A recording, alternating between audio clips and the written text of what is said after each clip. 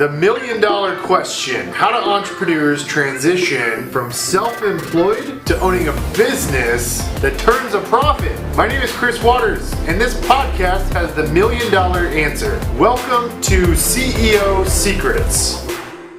Hey guys, it's Chris Waters, your host of CEO Secrets. Welcome back. We are actually broadcasting this live in our private Facebook group. So if you guys have any questions as we go through this interview with Jeff Glover, please comment in the comment section below. Jeff, welcome to CEO Secrets. Super excited to have you on.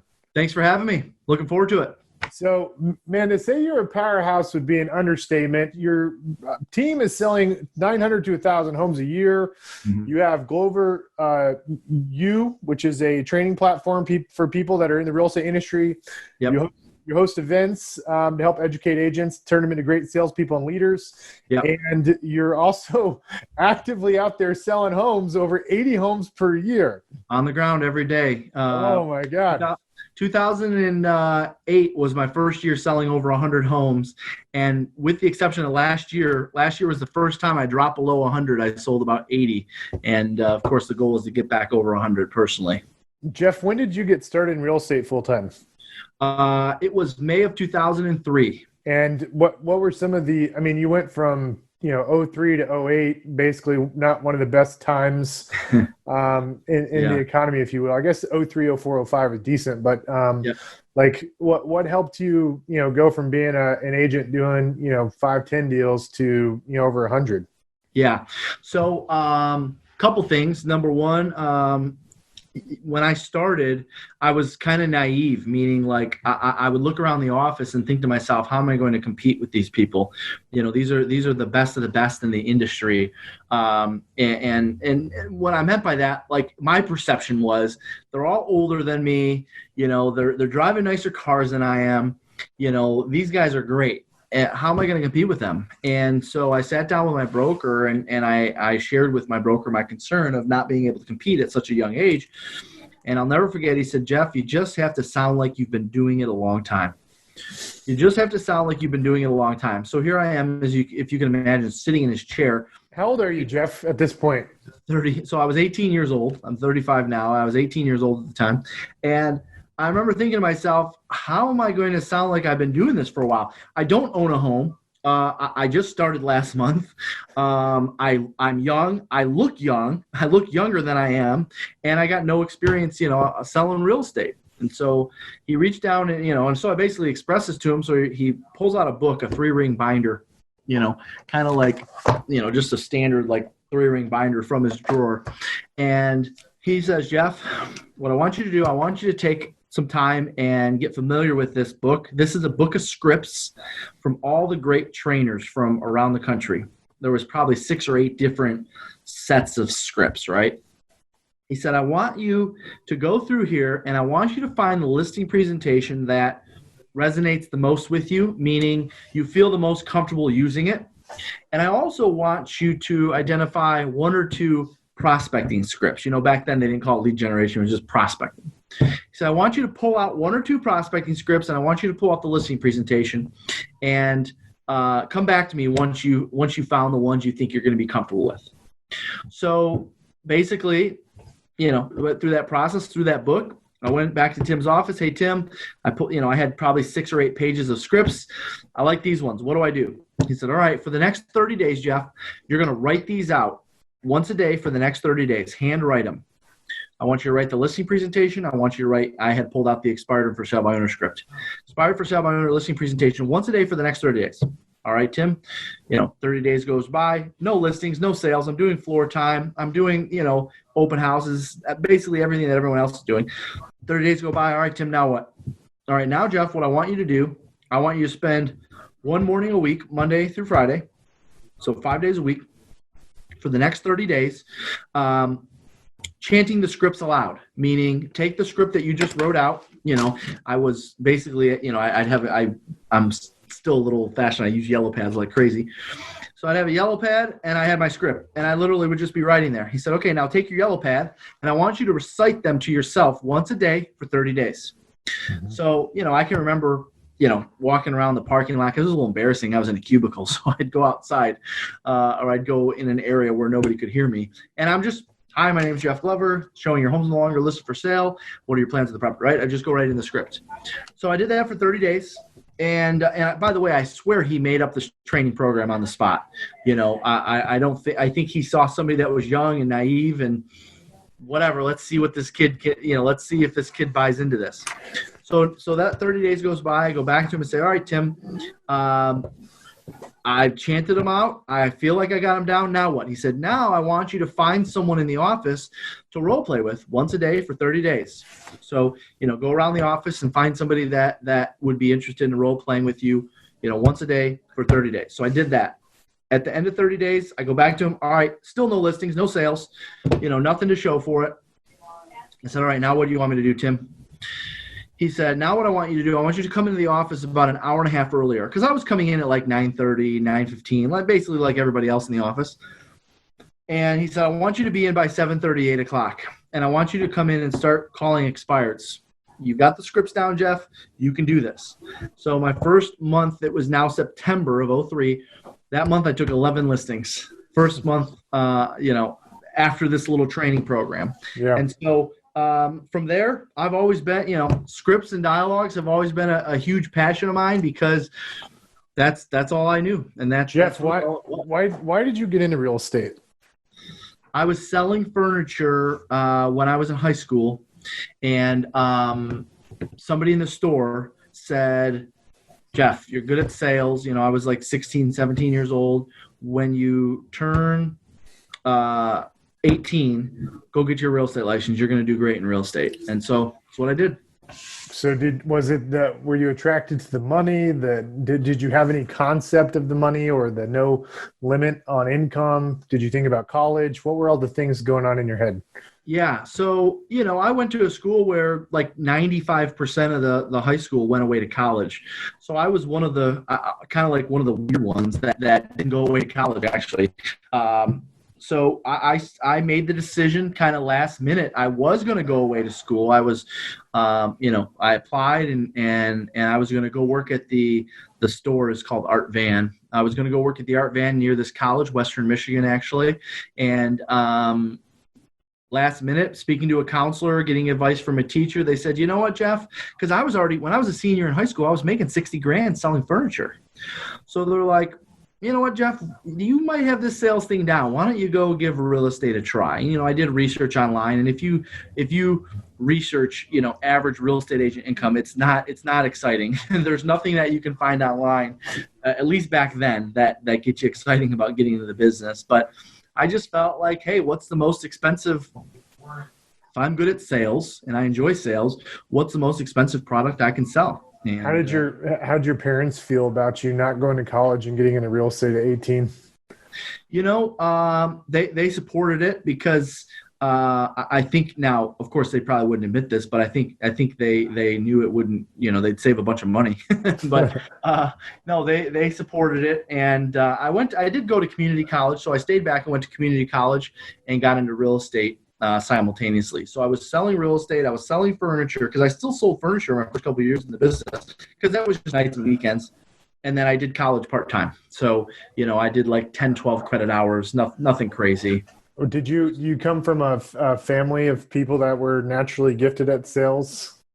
No, my mom was like an administrator, and my dad was a machinist. So nobody in the family was really in not only sales, but not even business. What's been like? I mean, you've become obviously you went from becoming a great agent to learning how to recruit and develop people underneath you and help them follow in your footsteps. Like, what is the thing that drives you to you've got to be a really driven person to build a team to 900 plus closings a year. You've got to be even more driven to want to go start a training program and then, to keep selling, right? Like, you're balancing so many things. How, what is it that drives you to, achieve at this level? Well, I mean, it has changed throughout the years. There's no doubt. I would tell you the number one thing that drives me today is And I know to some degree it sounds cliche, so I'll dig into it a little bit so you know where I'm coming from. But it's to make a major impact on the industry, not just on a few thousand people or even a few 100,000 people, but hopefully on millions forever. Because I was lucky when I started the business. You had like four choices. You had Floyd Wickman, you had Mike Ferry, you had Brian Buffini, and you had Craig Proctor. You followed one of those four, and that was it, right? There wasn't all these Facebook groups and people chiming in saying this is the way to do it, or there wasn't 800 different sets of scripts. You had four. Pick one, right? One was known for prospecting and cold calling. One was known for referrals. One was known for marketing, and one was known for sales skills. Pick one, and so to this day, I honestly feel like I was a little spoiled because of that, because there's so many options and so many choices that agents have now to follow. And the reality is 99% of them are crap. 99% of them are people who either have never succeeded at a high level, A, or B, were succeeding at a high level, but it was over 10 years ago. So my passion today comes from I'm on the ground, I'm doing it with you. Follow this system because you can only follow one. This idea of sprinkle a little over here, sprinkle a little over here, you're sprinkling yourself too thin. You're not sticking to one thing long enough. And for me, that's my passion behind why I stay in production and why Glover U exists today. Why is it important for you to impact people?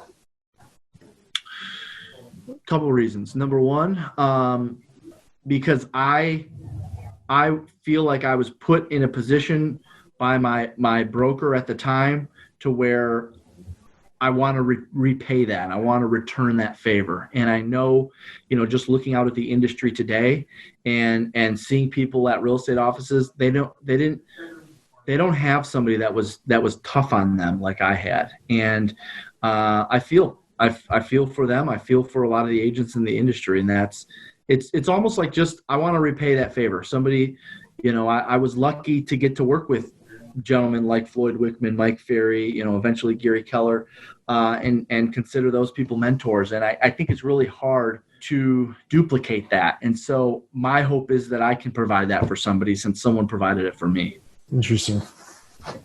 Jeff, you've learned the sales skills, scripting, big advocate of that, became a great agent.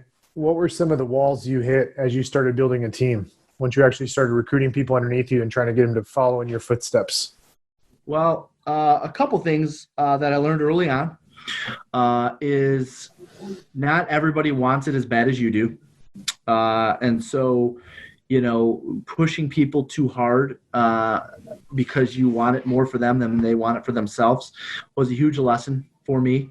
I dealt with a lot of turnover early on because I was just a hard and fast driver and hard and fast, not necessarily even motivator. I would just say the level of structure and accountability was very extreme because that worked for me. Well, that doesn't always work for everybody. And so learning to deal with their different personality styles, learning to connect with people is something that didn't come natural to me. And quite honestly, even to this day, John Maxwell's book, The 21 Laws of Leadership, the law of connection is still probably my weakest to this day. I'm a lot better today than I was 10 years ago. I can tell you that. But what have you put in place to try to improve your vetting process when it comes to selecting people to join your team? So to make sure you find those people that are going to want to push as hard as you're going to push them and create alignment. So we have basically a value proposition book. It's like a maybe 25, 28 page book that has everything that's unique about our organization. Well, there's a 2-page spread on our training and accountability model. Hey, I got to interrupt you. Where'd you get the idea for that book? That 25-page values book.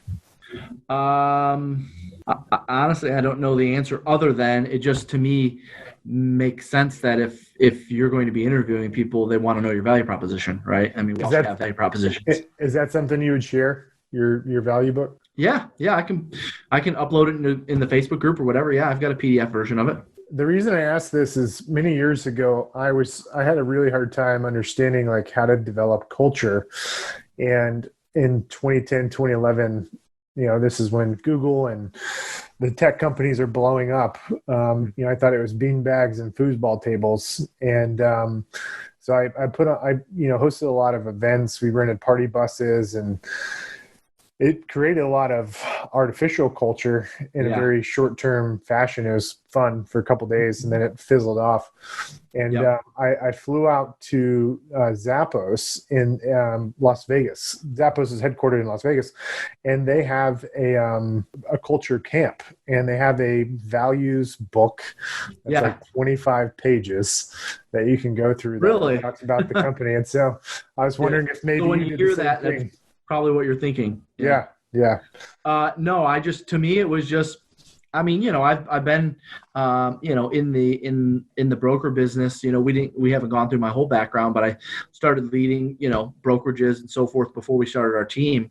And we always had a value proposition book, just a book of everything that made us unique. So in that book, there's a 2-page spread right in the middle, basically, of what the first 90 days or the first 180 days at our company is like.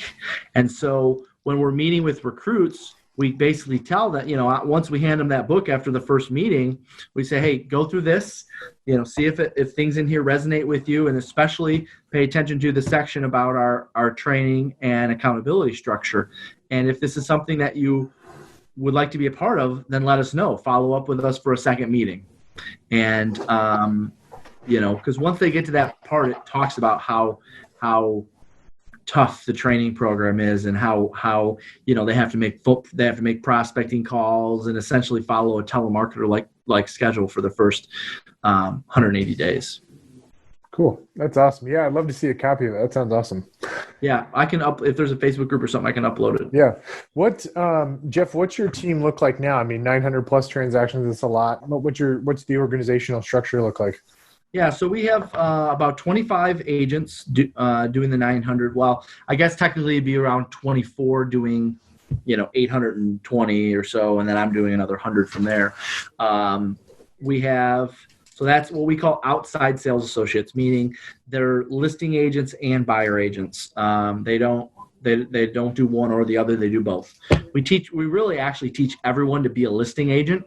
And from there, if they want to work buyers, they can, or they can leverage our showing agent model. We have a team of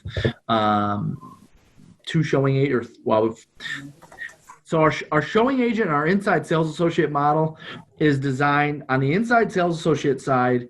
We want them to make outbound calls to sellers.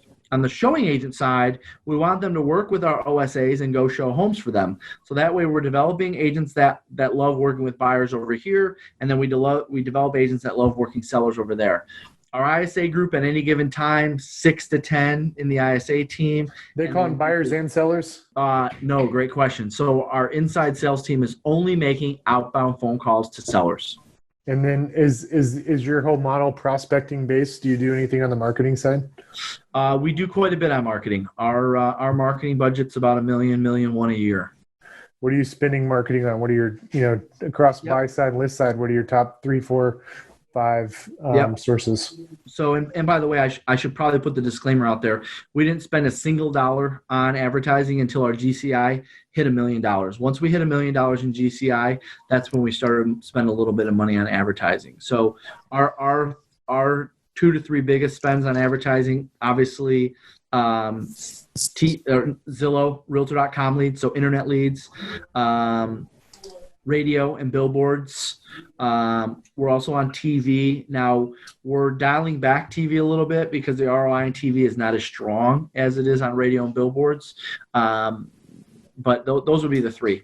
So internet leads, radio and billboards, and TV. So your ISAs are working those seller leads, and then your buyer's agents, are they working those leads? So your buyer agents who also operate as outside sales agents, are they working the inbound internet leads? Yeah, so all of our internet leads that come in go to our outside sales team. Our inside sales associates do not get access to those. Our inside sales associates are only making outbound calls for sellers. Okay, so expires, withdrawn. And the reason for that is because if we gave them the option, they would focus and lean more towards buyers. And so if you're going to have an ISA team that also works buyers, I recommend you have maybe one person focused on sellers and one person focused on buyers, or 2 and 2 or 5 and 5, whatever. Mm-hmm. Don't give an ISA the opportunity to work both sellers and buyers. They're always going to gravitate towards buyers because buyers are easier. Got it. What's your technology stack look like, Jeff? Like in terms of the CRM and stuff? Yeah, lead gen system, CRM, transaction management, all that. So we use Sync, Commissions Inc. for our CRM. Mm-hmm. We have a company intranet where we basically keep all of our training videos, policy and procedures manual. Anytime we have a agent join the company, they go through a 7-day boot camp, which is basically spending 7 days going through all of our training programs and training videos, and we use Lessonly for that. So that way they, at the same time, they're going in and answering questions about what they just learned and so forth. And then, of course, Sync for our CRM. And you have a front-end facing website through REW also? Yeah, we do. Mm-hmm. Yeah. Yep. Cool. And then what about transaction management and like back-end accounting and stuff? We don't use anything for transaction management. Obviously, there's some of that in Sync, meaning like, the agents update where they are with in their file with our operations team and stuff through Sync. But we don't really have any system for back-end management other than our operations team. And you have transaction coordinators for your listing agents and buyers agents? So good question. So we do not do transaction coordination for our agents. So when the sale goes pending, they're handling inspection issues, they're handling appraisal issues. We're turning in all the documents and so forth to get them paid, but we do not offer that service to our agents. What was the decision point around to do that or not to do it? Yeah, so it was actually twofold. One, because at the time when we started putting together a value proposition, we were already doing, when we really got serious about our value proposition, we were already doing 300-400 transactions, and it would be an immediate increase in cost to offer that service when we weren't offering that from the get-go, because you probably need an administrative person for every 150 or so transactions. So for the cost reason, we did not offer it.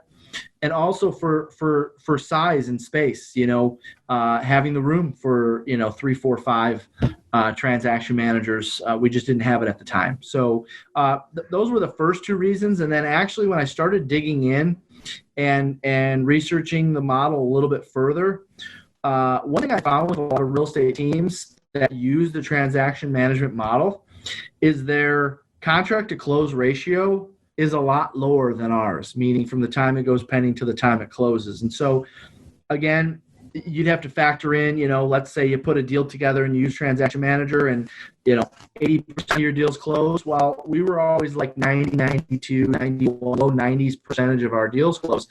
And I think it had a lot to do with the agent still being involved every step of the transaction.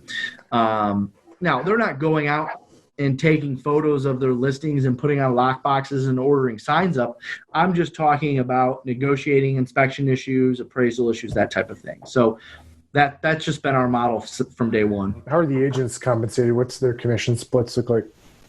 Yeah, so part of the whole cost model, because we don't offer that, we pay our agents a little bit more. So our agents are on either a 40, 50, 60, or 70% split. Our average sales price in Detroit is $225,000. We're in Detroit and Grand Rapids. So obviously splits vary based on market. So 40, 50, 60, 70. So I'll explain them to you now. 40% if it's a company generated seller, meaning one of our ISAs set the appointment or somebody called off our billboards. 50% if it's a company generated buyer. So like a Zillow lead or Realtor.com lead. 60% if it's a self-generated seller, meaning the agents made an outbound prospecting call, or maybe they attended an open house, or maybe they worked their database. and they generated a seller for themselves, and 70% if they generate a self-gen buyer. And our system is very much set up. Like for instance, when I upload the value prop book, you'll see it's 28 pages or something, 1 page on our lead generation model, meaning 1 page on come work with us, we'll give you leads. It's maybe number 5 or number 6 reason why somebody would work with our company. Are you familiar with Mark Z in Detroit? Yeah, absolutely I am. And so it sounds like you guys sell, I think he's selling like somewhere around 500, 600, 700 homes. Sounds like you guys are selling more. He's always trying to catch us. So if he's listening, there you go, Mark. What do you feel like? We stay in contact. What do you feel like has given you the edge over the Mark Z group?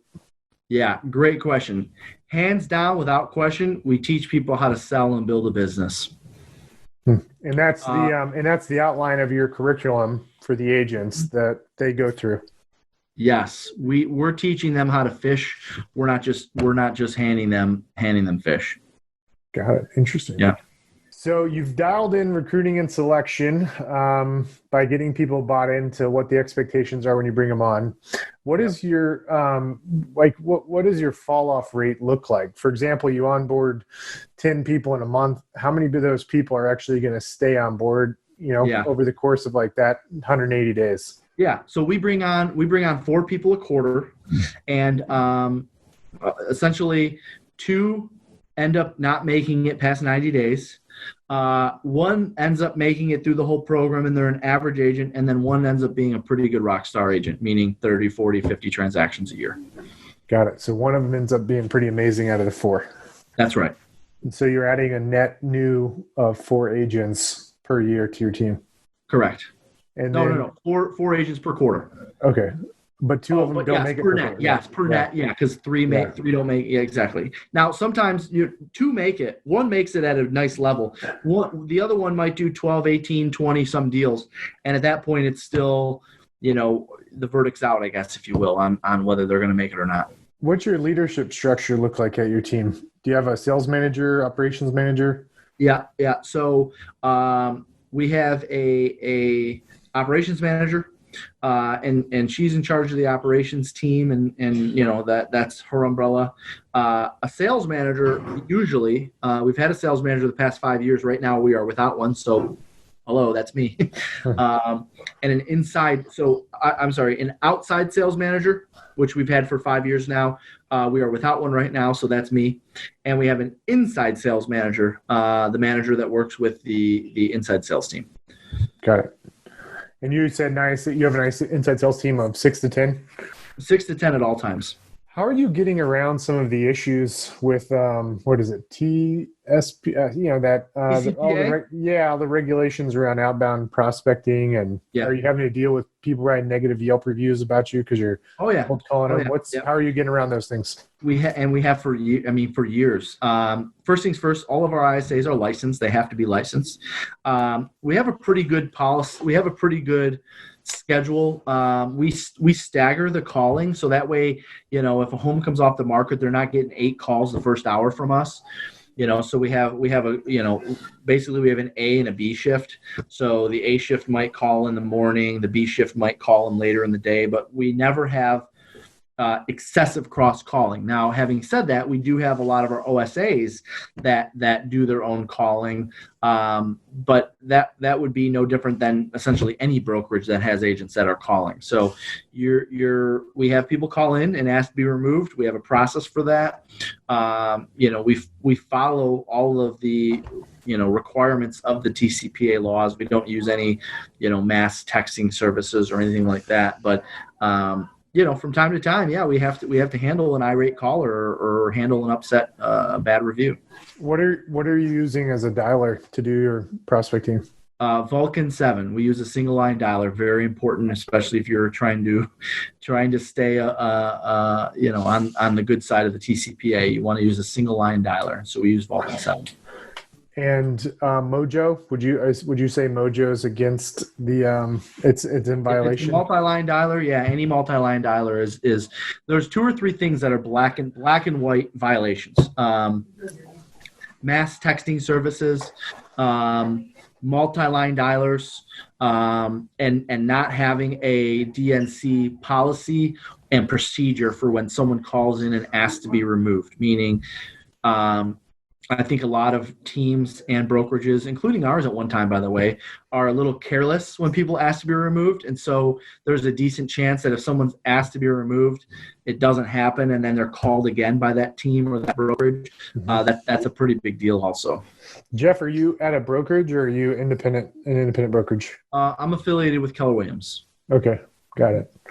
What's the last 5 years looked like for you? Like from a, transaction perspective, has it been like 500 deals, next year 600, 700, 800, 900? So 5 years would be 2015. So in 2015, we did 850 some transactions. We'll just call it 850. 2016 was our first year over 1,000. We did 1,013 transactions in 2016. And then 17 and 18, we hovered in like the mid nines. We've basically been between like 925 and 1,000 every year the last 4 years. What do you think has stumped your growth the last 5 years from a, just a percentage perspective? Yeah. So two answers to that. Number one, my personal production actually has gone down because of the time I'm spending in Glover U and with those agents. I was actually doing between 180 and 220 transactions a year, prior to 2017. So my personal, it sounds crazy, but my personal production has gone from 180 to 200, from 180 to 220 down to like 80 to 100, 110. Mm-hmm. So that's obviously a big piece of it. But also, we missed the boat in one area of the business, and that is spending time with our database and people we know. We've been so focused on going out and getting business from people that we don't know, expireds and for sale by owners and advertising and just listed and just sold. We haven't spent enough time with people that we do know. And so I believe that the plateau is because we haven't done a good job of repeat and referral business. Now, we've started doing that 2-3 years ago, client events, parties, stuff to be engaging with the database, but we weren't doing that up until the last couple of years. Do you think it's possible you may have to redo the organizational structure of the team in order to go beyond 900 to 1,000 transactions? And if so, what would that look like? Yeah. So I think that we've done that in the last 2 to 3 years. It just hasn't shown up in the results yet, and I think that this year will be a year where it does start to show up in our results. Meaning, we haven't played the long game. We've been playing the immediate business game. We haven't been playing the game of taking care of past clients and sphere of influence and helping agents grow their databases, helping our agents build a brand in the community. We haven't done any of that, and we've started that the last couple of years, and we believe it's going to start to show up. How long will an agent stay with you? Like, how many years does an agent stay with you? What's the average fall off? Like, at what point in their duration of time with you do they, on average, fall off? How many years? So most of our agents, have been with us 3, 4, 5 years. What we have seen up until, really the last couple of years, since we have made some changes to our value proposition, we had seen a pattern of after like 2.5, 3 years, agents would go off on their own and kind of do their own thing. And so we've put a lot in place to where we've made the value proposition so strong that they don't have to do that. Now, people are still going to do that because people are human. That's just human nature. But the verdict is still out on whether that's going to be successful or not. But we're much more aware of doing everything we can to help the agents build their own brand within our brand, so they never feel like they're held back. You mentioned a sales manager out that's overseeing about 25 salespeople. Have you found there's like a threshold in terms of the number of people one leader can oversee before the productivity per agent drops? We have not. I think that number would probably be somewhere around 25 on a real estate team. I mean, obviously, you got a lot of brokerages that have 50 to 75 people with one leader. So I think it's probably somewhere around 25 to 30. Do you think you'll be adding more sales managers and scaling up agent count as lead volume goes up as you leverage other people's database? I do. Yeah. I think that we'll have probably instead of one sales manager for the whole company, we'll have a sales manager in each location. We have a couple different locations that we're in. So that will change. How do you develop like a CEO, for example, to take over your team in Detroit so you can focus on Glover U full time? Or do you already have that person? And if so, like, what's been your leadership development pipeline? What does that look like? Yeah, so we do have, so our parent company is called Live on Real Companies, and we have two people in that organization. We have a director of sales and a director of operations, and either one of those could at some point in time take over as CEO well, not necessarily CEO, basically. I use general manager. CEO is a little strong in the real estate industry, I think, but so we have some people that we are grooming for that. Remember, I would still stay in production. And I know it sounds a little backwards, but I have to lead by example, not just for our real estate team here in Michigan, but for all the agents around the country following Glover U. Mm-hmm. How can people connect with you if they want to learn more about Glover U and learn how to be great salespeople and so we put leaders?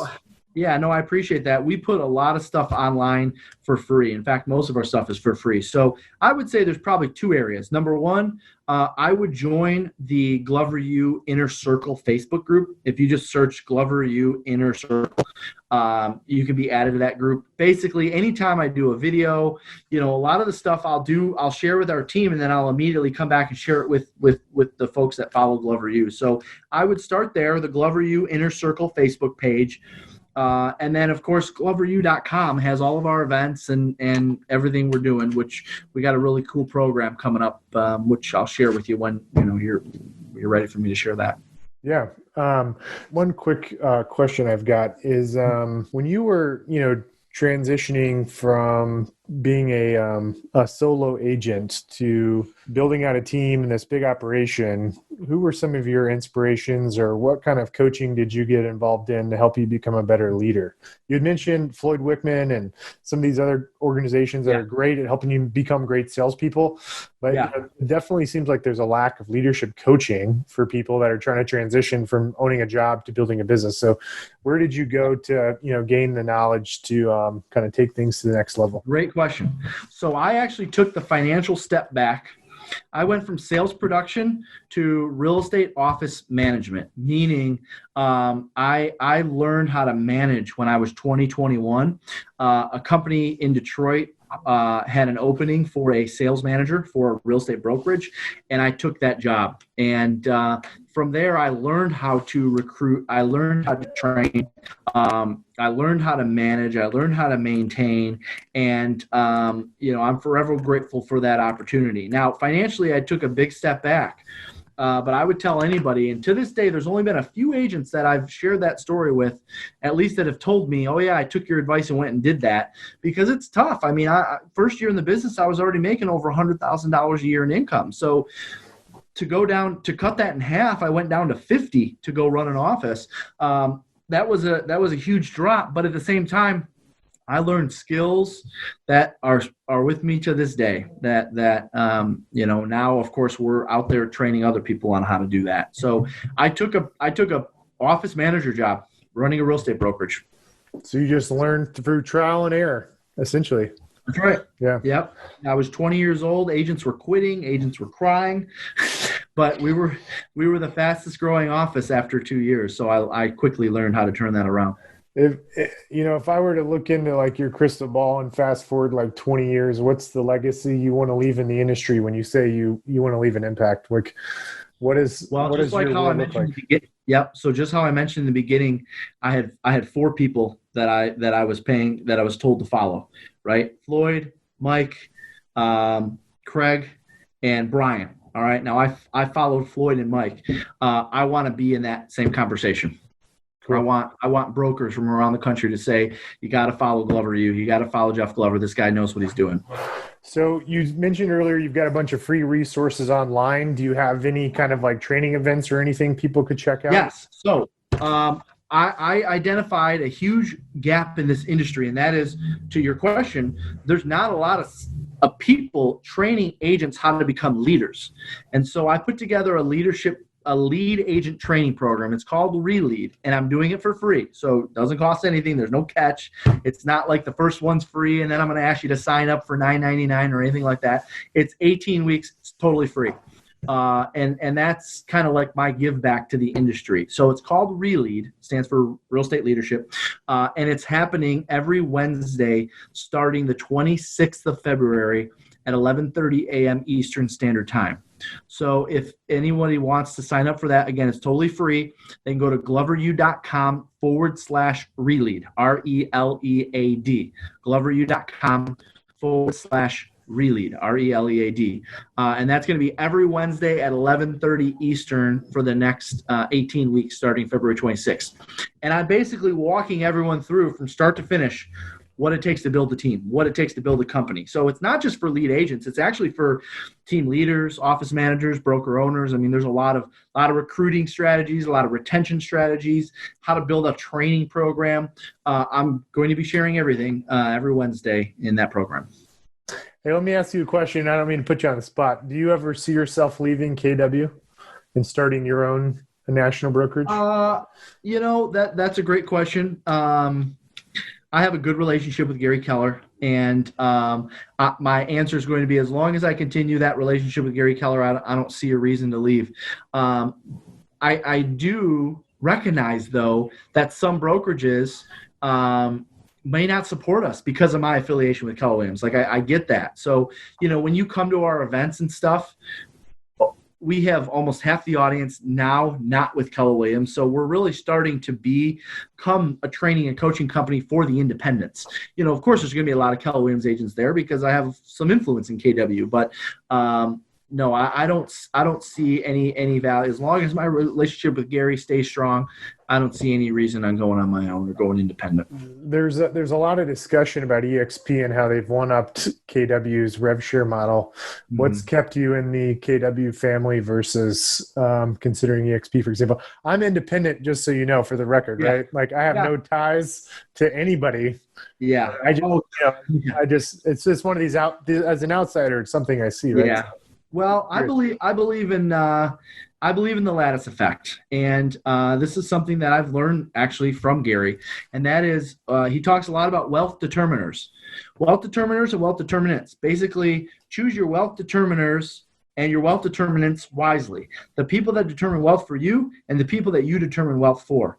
And at the end of the day, I know by being with KW, I determine wealth for Gary Keller. Now, it's not a ton. I'm just a little smidgen in the entire organization, but I have chosen my wealth determiner wisely. And so having said that, I don't see anyone else in this industry right now that I would rather determine wealth for than Gary. And so that's why, I've paid close attention to what the folks at EXP are doing. And I think they got a great model. It's just they don't have the leader in Gary, and that's the biggest difference. Who are some of the most exciting leaders you're seeing kind of rising up in the industry? Well, I've been paying a little bit of attention with the new CEO of Remax. I think they're doing some good things. Obviously I'm watching, the leadership team at EXP. I think Glenn Sanford is a smart guy. I had dinner and I had a long dinner with him. So I would say, I don't. But what about young guys, man? Like, who are the rising stars? Like Glenn and Gary. In 10 years, they'll both be in their 70s and out of the business. Like, who are the guys that are in their 30s that you see that are going to transform the industry over the next 3 decades? Well, obviously, I'm sure you're familiar with Ben Kinney. I watch his stuff. From a young leader, he strikes me as somebody that is going to make an impact and make a difference in the industry. What I probably am not seeing enough of, and I quite frankly am a little disappointed in, a lot of our younger leaders in the industry, unfortunately, never really had to prove themselves. So I'm really having a hard time following someone that's put in a position just because they're skilled in one area or another, but they've never actually proven themselves in the field of real estate. And that's really that's probably why I can't rattle a bunch of names, because there's so many, chief technology officers and chief information officers and all these things that relate to the business today, but never actually stepped foot in a seller's home to present a listing presentation to them. And I have a hard time believing that type of individual is going to be around a long time in this industry. Yeah. The people I see on that list is you, Ben, he's in Omaha, Jeff Cohn. He just joined KW, right? Yep. Tim Heil. Oh yeah, Tim. Love Tim. Yep. Yeah, he comes to mind. I mean, I can only think of like maybe 4 or 5 people. Mm-hmm. Well, I appreciate making that list. I don't know if it's because we're on this together right now or not. Well, no, maybe I'm a new addition.